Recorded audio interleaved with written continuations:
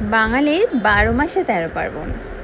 শারদিয়া কেটে গেছে বলে আর কেনাকাটা করব না বললে কিন্তু হবে না।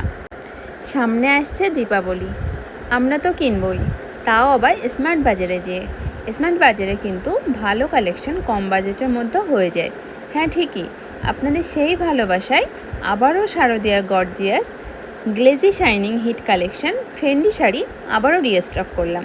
আপনাদের এত ডিমান্ড, এই কালেকশন এত ভালোবাসা দিয়েছেন যে আবারও রিস্টক করতে হলো।